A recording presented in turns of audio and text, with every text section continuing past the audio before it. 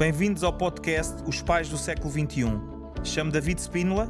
Este é o lugar onde os pais encontram insights valiosos, conselhos práticos e histórias inspiradoras para ajudá-los a criar e educar filhos confiantes, resilientes e preparados para o futuro. Prepare-se da melhor forma para ser um pai ou mãe do século XXI. Então, olá, bem-vindos a mais um podcast semanal dos Pais do Século XXI. Hoje temos como convidada a Andreia Carvalho, coach e formadora parental. Hoje o tema é muito interessante, é educação pelo medo versus educação pelo amor. Já agora, obrigado pela tua presença. Obrigada. E teres aceito o nosso convite. E tenho aqui a primeira pergunta que gostaria de fazer. Quais são as diferenças fundamentais entre educar com base no medo e educar com base no amor? Acho que aqui. Olá, David, obrigada pelo convite. Então, quando nós educamos com base no medo, educamos aqui numa premissa que o mundo é um sítio difícil e que nós temos que nos ajustar ao mundo e que acontecem coisas terríveis no mundo e temos que estar preparados para lidar com elas. E então eu acho que a educação com medo passa muito nesta premissa do nós não podemos fazer o que nós queremos, temos que nos adaptar, senão não vamos conseguir sobreviver. É um bocadinho assim a premissa. E educar pelo amor parte aqui da premissa que se eu tiver um vínculo seguro, se eu acreditar em mim mesmo, eu vou prosperar. Claro. Então esta é a grande diferença, se calhar até que o educar pelo medo está muito focado no exterior e o educar pelo amor está muito concentrado aqui no interior e no meu valor intrínseco. E muitas vezes quando nós falamos aqui em educar, só para também quem está a ouvir, é educar no geral. Muitas Sim. vezes quando nós podemos pensar em educar só na escola, não, isso depois de educar também se reflete noutras áreas da vida. Sim, educação. Há aquela frase que algumas pessoas dizem que é os pais educam, a escola ensina. Ok, Isso não faz muito sentido, não é? A nossa vida é um todo, claro. não é? Nós estamos sempre a aprender, não é? E eu acho que é uma responsabilidade da sociedade como um todo educar ou a fazer crescer aquele jovem para Sim. se tornar um adulto funcional, um adulto motivado, um adulto com uma boa saúde mental. É assim é um todo, não é? Claro. Não há só um contexto, nós estamos no todo, não é? Pois. E portanto o educar, eu diria que é um tema de todo o contexto, de todo o sistema que está a levar aquela criança e acompanha aquela criança no seu crescimento. E a nível, na tua opinião, a nível cultural, por exemplo, a nível cultural, imagina um jovem que seja de outro país, que esteja a viver em Portugal, a maneira da parte de como é que esse jovem é educado e como é que esse jovem, depois de ser educado desta forma, vinga, pronto, num país que não é o dele. Ok, o que é que achas? Aqui dependerá, culturalmente depende muito do país, mas eu diria que em termos sistémicos há muito mais educação pelo medo. Não é? Ok. Há educações que são mais explícitas na forma como o fazem, não é? Mas o nosso sistema funciona pelo medo. Por exemplo, vamos pensar no nosso sistema em termos de leis. Se alguém faz alguma coisa que não está de acordo com a lei, o que é que lhe acontece? Pois. É punido, recebe uma multa, vai para a prisão. Não é um sistema muito focado na punição, é um sistema pelo medo. Eu não faço porque a consequência para mim será negativa se eu fizer determinada coisa, não é? Então há aqui muito, por exemplo, eu se tiver má nota vou chumbar. Pois. Não é? Em casa, se eu não fizer determinada coisa, eu vou ser castigado ou vou ser punido. E atenção que a punição pode não ser muito explícita. A punição pode ser, e aqui a questão cultural, não é? Se calhar aqui há algumas culturas que ainda aqui é muita questão do não respeito à integridade física, não é? Ok. Mas se calhar há outras culturas que há aqui que sem nos apercebermos, e a própria cultura, há aqui a integridade emocional, não é? E a questão, quando eu puno através da culpa, também é uma forma de punição. Pois. Quando eu faço a outra pessoa sentir-se culpada por aquilo ou sentir vergonha, Ok. pode ser culpa, a punição pode ser a vergonha ou a culpa ou é mesmo um castigo, não é? Sim. Há aqui muitas nuances e portanto e temos aqui a questão cultural também da religião. A religião também tem muito impacto. Mesmo que a pessoa não siga nenhuma religião específica, há, por exemplo, o impacto da religião católica na nossa sociedade. sim. Por exemplo, a questão do perdão.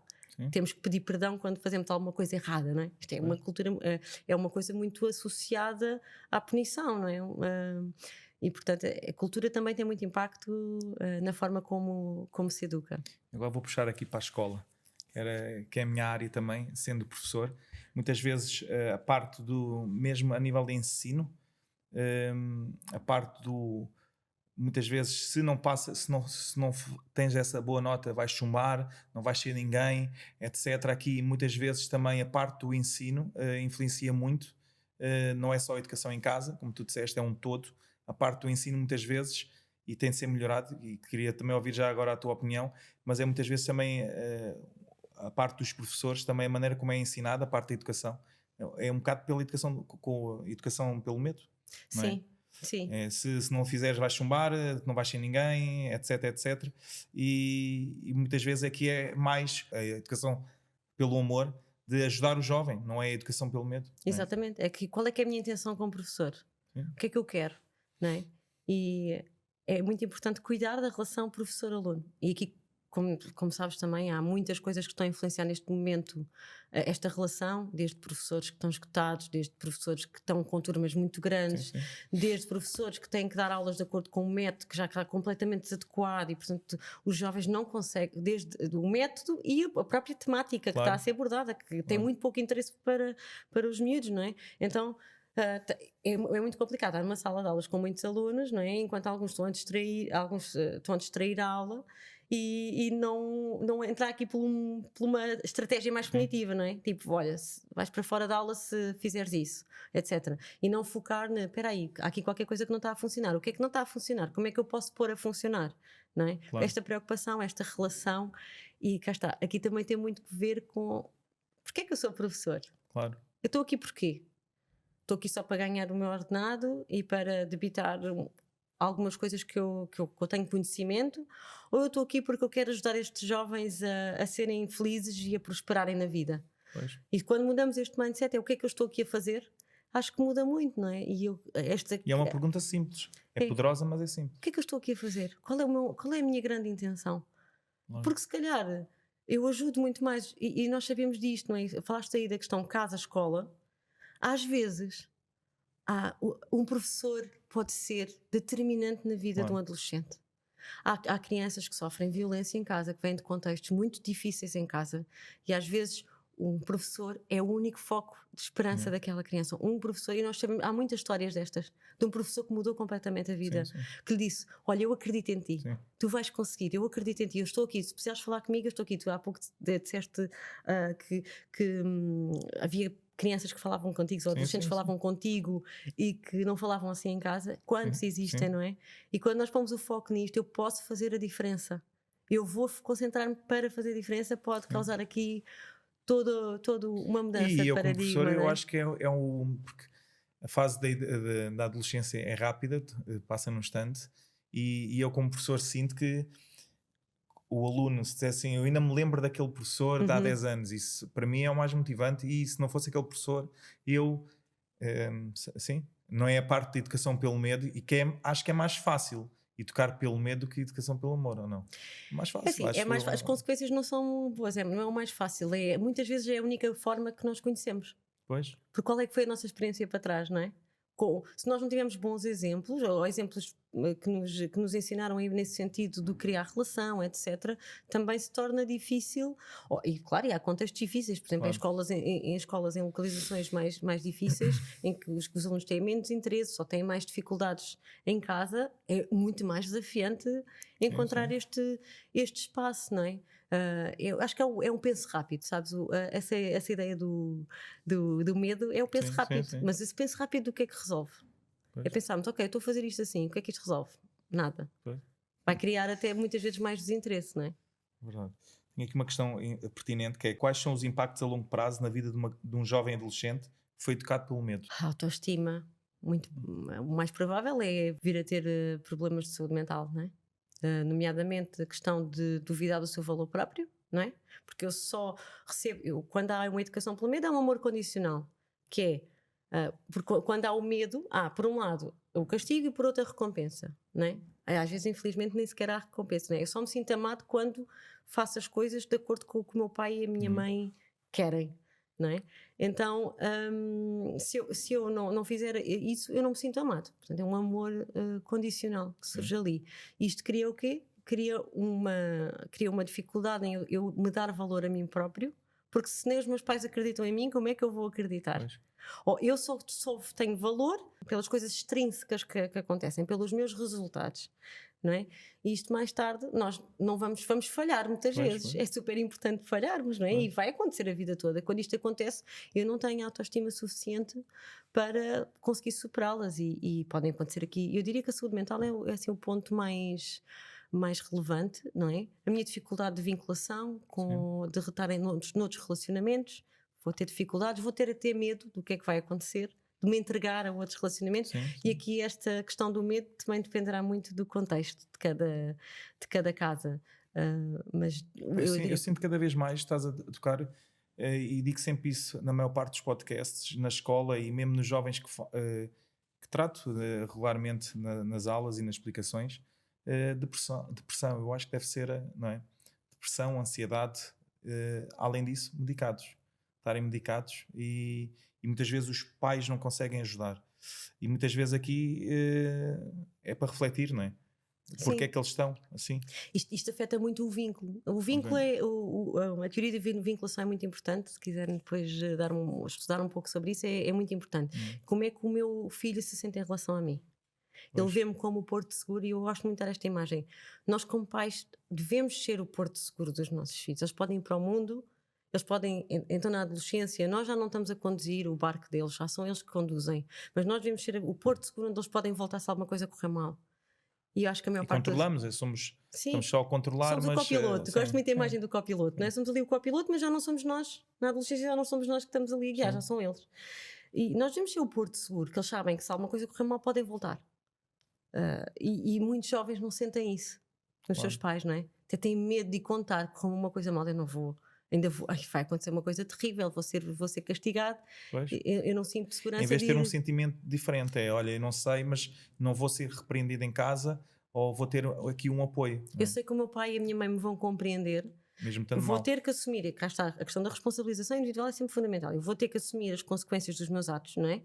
Vão acontecer consequências naturais, não é? Por exemplo, se eu não consigo ter as notas suficientes para passar, eu vou chumbar, é uma consequência natural, não há hipótese ali de ser de outra forma, não é? Eu vou ter que assumir as consequências dos meus atos, mas eu sei que vou falar com os meus pais.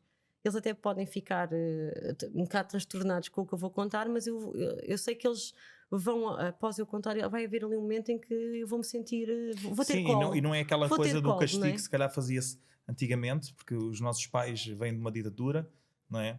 Agora, a maior parte dos pais, dos jovens adolescentes que eu dou, têm na casa dos 40 e tais, mais ou menos, pronto, os jovens têm os avós, é que têm, vieram da ditadura e era um bocado pela educação, pelo medo. Sim, E vou claramente. ser repreendido pelos meus pais. Eu acho que aqui devemos mudar e nós conseguimos jovens mais produtivos para o futuro e mais motivados, sem esse medo e sem essas pressões e ansiedades. Cada vez mais eu acho que é a doença Sim, da e dar década. amor, sabes? Sim. Estar presente, dar amor, criar essa E vinculação aproveitar segura. o pouco tempo que há, não é? Cada vez temos menos tempo, cada vez mais os pais trabalham até tarde, os jovens têm muitas tarefas durante a semana, ok? E se aproveitarmos esse tempo com qualidade e sabermos o que fazer, não é? Sim, e trazer isto desde quem ainda tem essa possibilidade Pois. e que tem crianças mais jovens, né? Esta vinculação segura é muito criada aqui no início da infância, mas até ali aos 7 anos é uma fase muito importante neste Pois. vínculo entre pais e filhos. Trazer de trás, porque se nós trazemos este amor de trás, o adolescente chega à adolescência muito mais seguro, muito mais confiante, muito mais sabendo que se alguma coisa acontecer, eu sei que posso contar com os meus pais, Pois. eu sei que eles estão ali, eu sei que eles me vão ajudar. E transmitir este amor. Sabes que há uma diferença muito grande na nossa geração para as gerações atuais, ou que podemos fazer a diferença. Quer dizer, isto aconteceu com muitas pessoas com quem eu falo, que é, antigamente havia muito a transmissão do amor através, não sei se conheces as 5 linguagens do amor, Sim. do Gary Chapman, havia muito aqui a transmissão de amor através de atos de serviço. Que era, eu vou transmitir o meu amor aos meus filhos se eu lhes der a melhor formação, se eu lhes der coisas, se eu lhes der computador, Materiais, se eu lhes coisas materiais, coisas mais materiais, se eu garantir que ele teve uma vida melhor que a minha, não é? E descurou-se muito outras formas de amor, o afeto. é tão importante. O estar presente, o tempo de qualidade, fazer coisas que ambos gostem e que desfrutem, o dizer as palavras de apreço, o dizer-te, olha, tu és capaz, eu acredito em ti, isto é tão, tão, tão importante. E cada um de nós terá uma linguagem de amor diferente. Então eu também digo muito isto aos pais, deem amor de todas as formas que vocês querem, porque se vocês derem todas as formas, além da criança se poder se sentir amada, ou a criança ou adolescente se sentir amada, ela também vai depois saber dar esse amor. Claro. Não é? E um exercício muito interessante de fazer, e eu acho que se houver espaço, se encontrar esse espaço para perguntar, eu acho que uma reflexão espetacular que se pode fazer é perguntar assim ao nosso filho: olha, como é que tu sabes que eu gosto de ti? E ver o que é que sai daí. E se calhar na adolescência vamos encontrar muitos jovens que vão baixar a cabeça e não vão conseguir responder a esta pergunta. E isto acho que é assim... para um pai mas que assim, quando eu vou fazer essa pergunta também tenho que ter, é importante ter a disponibilidade para ouvir o que vem de lá, não é? Mas é importante. Como é que tu sabes que eu gosto de ti? E se não houver resposta do outro lado, então olha, o que é que tu gostavas que tivesse presente na nossa relação para tu teres mais esta consciência, para tu sentires mais que eu gosto de ti, que estou aqui para ti? E aí o adolescente vai dizer, olha, gostava que me perguntasses como é que eu estou, gostava que te interessasses por aquilo que eu estou a fazer na escola, gostava de que me fosses buscar à escola e fôssemos almoçar fora os dois, gostava que fôssemos os dois fazer uma viagem sozinhos. E aqui o adolescente saberá melhor que ninguém o que é que ele precisa e o que é que ele quer, não é? Sim. Gostava que nos meus anos me oferecesses uma coisa que eu realmente gosto, que soubesses o que é que eu quero e o que é importante para mim, não é? Então, olha, eu proponho esta reflexão, acho que é muito, muito boa. Boa pergunta. Como posso mudar a minha abordagem de disciplina para uma que seja mais baseada no amor e no respeito? Então, aí eu acho que é a criação de uma intenção. Qual é a minha intenção como pai? O que é que eu quero? Cuidar da relação, mudar o foco do comportamento do pai para a minha relação. Quando há uma relação de confiança, aliás, há aqui a diferença entre a autoridade pelo medo e a autoridade pelo respeito. Quando eu olho para o meu pai e para a minha mãe e eu vejo um exemplo e um modelo, eu vou olhar para ele como uma autoridade natural. Eu não gosto até muito da palavra autoridade, porque habitualmente leva aqui para a autoridade pelo medo, mas eu vou olhar para ele como uma autoridade natural, ou seja, é o meu exemplo, é quem que eu quero ser, eu quero fazer igual, não é? Mas quando há aqui uma relação de respeito mútuo, de igual valor, eu tenho o mesmo valor que o meu filho, estamos os dois aqui, somos duas pessoas que temos o mesmo valor. Portanto, eu diria que é mudar o foco do comportamento para o foco na relação, cuidar da relação, estarmos lá efetivamente para o adolescente. Ok, vamos para a última questão que eu planeei para ti. Quando o tema é interessante, passa num instante aqui o nosso podcast, que é se podias partilhar um exemplo real, como é que a educação pelo amor fez uma diferença positiva no comportamento de um adolescente? Um adolescente que tem uma nota que não é boa e que tinha ali imensas expectativas de que queria fazer melhor. Este adolescente não vai colocar, se a educação for pelo amor, ele não vai colocar em causa o seu valor próprio. Ele vai perceber que aquilo foi uma questão da circunstância, do que aconteceu no momento. Enquanto se for um adolescente que é educado pelo medo, vai pensar, fogo, eu não valho nada, não consegui, falhei. Porque depois esta educação pelo medo, não é? Eu costumo brincar a dizer, temos uma voz de um pai, de uma mãe na infância que se transforma quando somos jovens ou adultos na nossa voz interior, na autocrítica que surge, não é? Quando acontece, e aqui tem a ver também com a autoestima, eu olho para o que aconteceu e não olho para o meu valor próprio. Consigo fazer melhor esta distinção entre as duas coisas. Excelente. Olha, obrigado pela tua presença. Espero que tenham gostado do nosso podcast. Até ao próximo episódio. E assim chegamos ao fim de mais um episódio inspirador do podcast Os Pais do Século XXI. Lembre-se que a jornada da parentalidade é uma grande aventura e nós estamos aqui para ajudá-lo a cada passo do caminho. Não se esqueça de subscrever o canal para não perder nenhum episódio. Até à próxima semana e continue a ser um herói na vida dos seus filhos, mesmo que eles digam que não. Até à próxima.